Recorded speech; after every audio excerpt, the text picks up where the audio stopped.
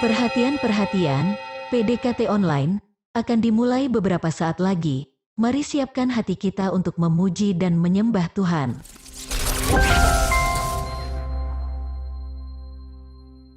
Shalom Sobat ECA Ministry yang terkasih dalam Tuhan Yesus. Kembali berjumpa dalam PDKT online pada hari ini. Saya rindu kita semua dimanapun berada selalu dalam kondisi yang baik. Sekalipun mungkin ada di antara kita yang berada dalam kondisi yang kurang baik, saya mau ajak kita semua untuk memuji Tuhan, sebab firman Tuhan berkata ada kuasa di balik pujian. Mari kita memuji Tuhan bersama dengan lagu Ku Berikan Hatiku.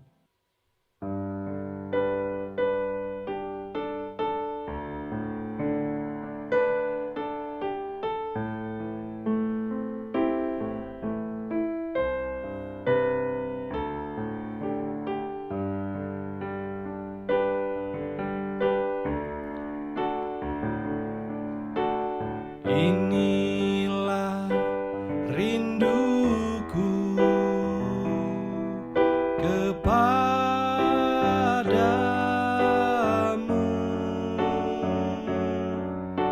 segenap hatiku menyembahmu.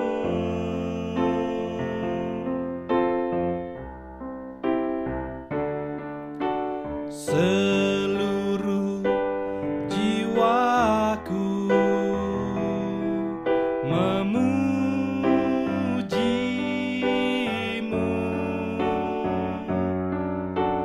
ku memujamu, ya Allahku.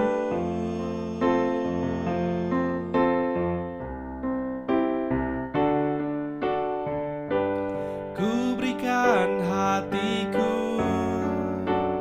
dan jiwaku, semuanya bagimu di dalam hidupku, di setiap waktu. Nyatakan jalanmu, ku berikan hatiku dan jiwaku,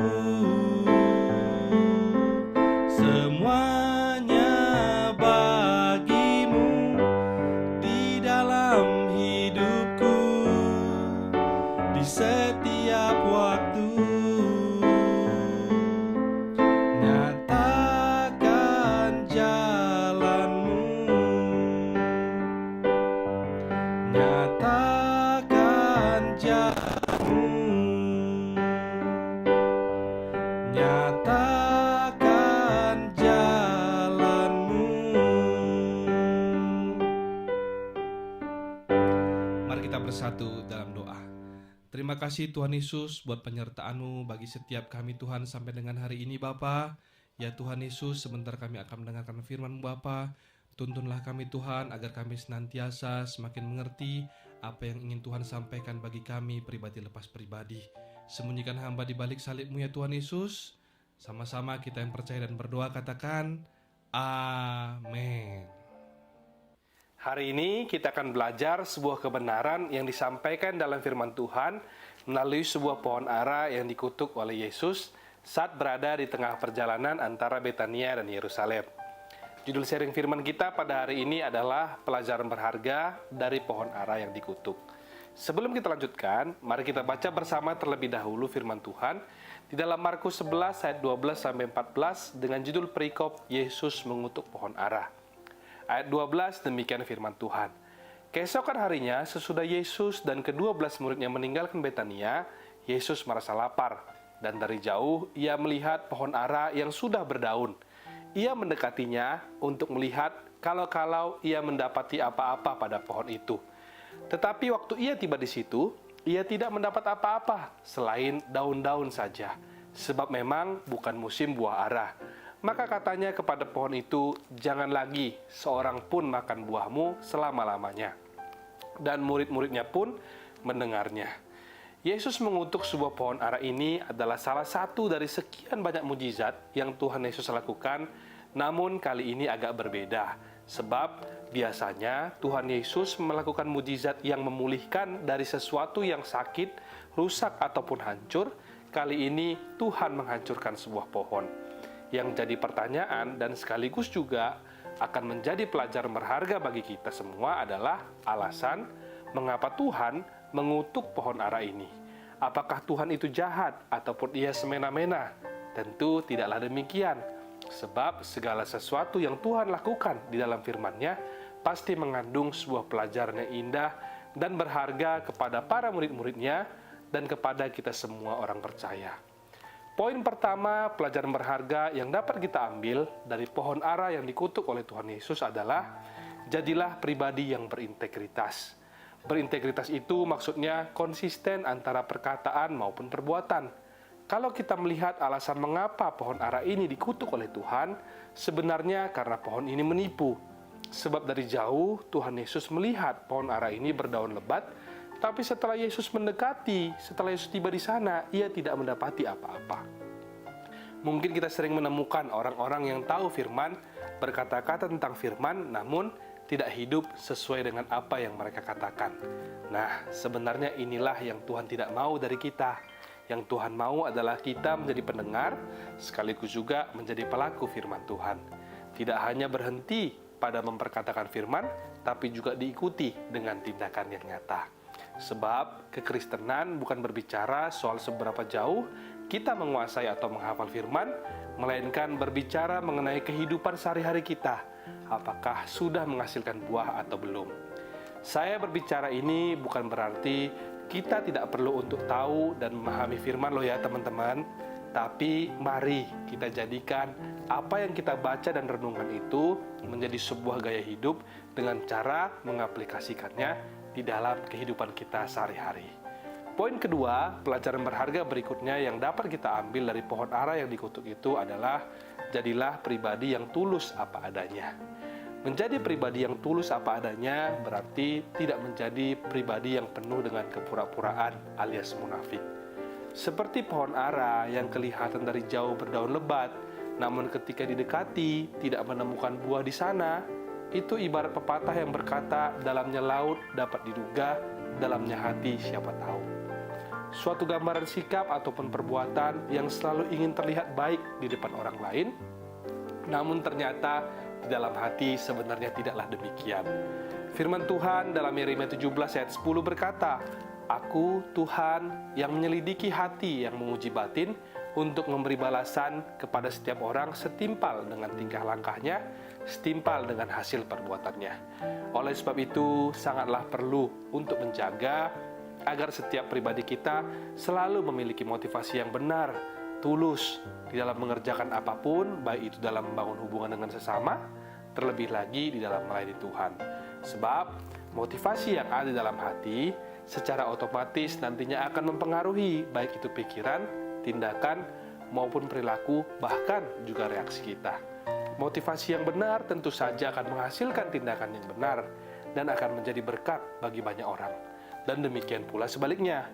Sekalipun memang tidaklah mudah untuk bisa mengetahui secara pasti motivasi yang ada dalam diri seseorang, karena motivasi bisa saja tersembunyi secara rapi di balik sikap, perilaku, ataupun tindakan. Namun, ingatlah selalu bahwa Tuhan mengetahui secara pasti rahasia hati setiap orang.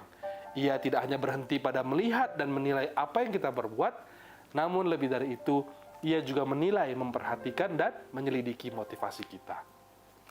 Poin terakhir atau poin ketiga yang menjadi pelajaran berharga dari pohon ara yang dikutuk adalah penghakiman hanyalah milik Allah.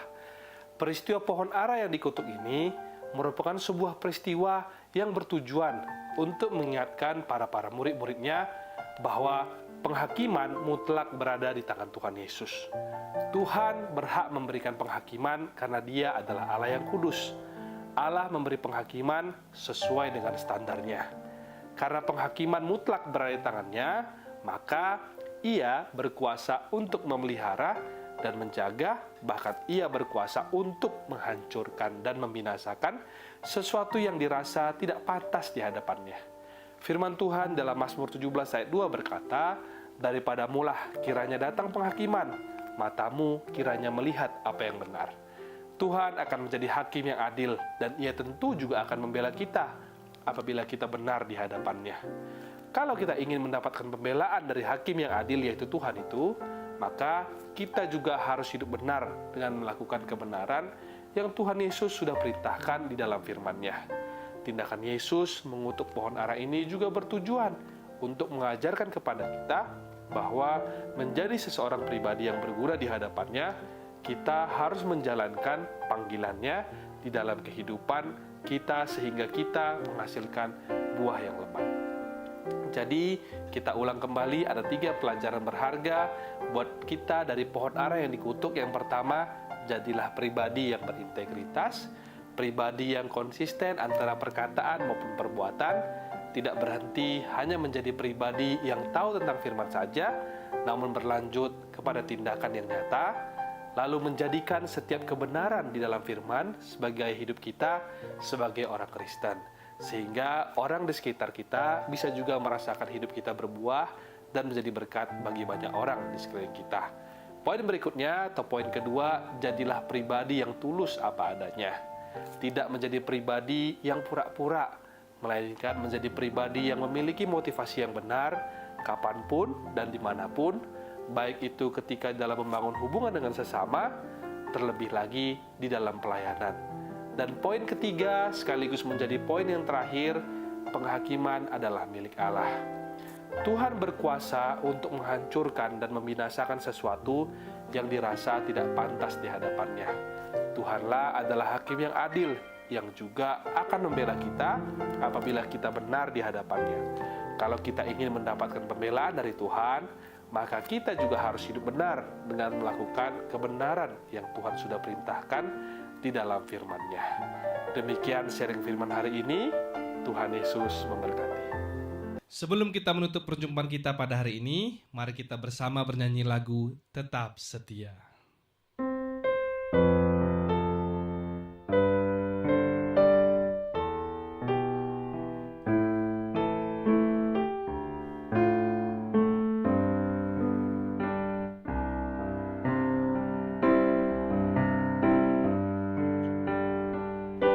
Selidiki aku,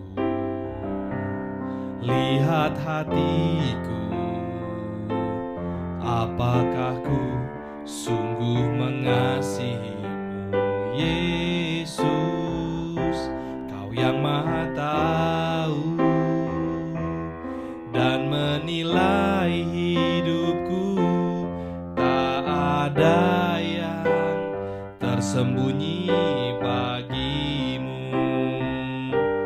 Telah kulihat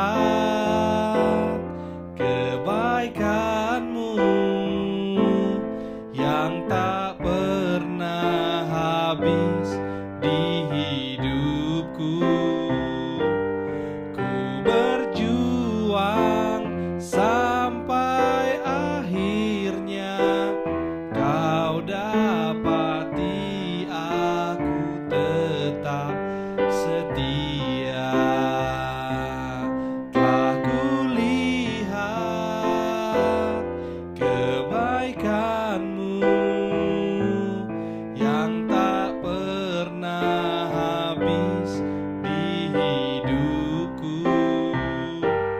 Ku berjuang sampai akhirnya Kau dapati aku tetap setia. Kau dapati aku tetap setia. Kau dapati aku tetap setia. Mari kita bersatu di dalam doa. Terima kasih ya Tuhan buat sharing firman yang disampaikan oleh hamba-Mu. Biarlah kami Tuhan, setiap pribadi lepas pribadi senantiasa untuk menjadi pelaku-pelaku daripada firman-Mu Tuhan. Sebab kami yakin dan percaya ketika kami Tuhan menjadi pelaku firman-Mu, ketika kami hidup dalam kebenaran-Mu, maka Tuhan Yesus akan menjadi pembela daripada setiap kami di dalam setiap pergumulan ataupun permasalahan yang kami hadapi. Kami juga terus-menerus Tuhan mendukung saudara-saudara kami yang berada dalam permasalahan atau pergumulan.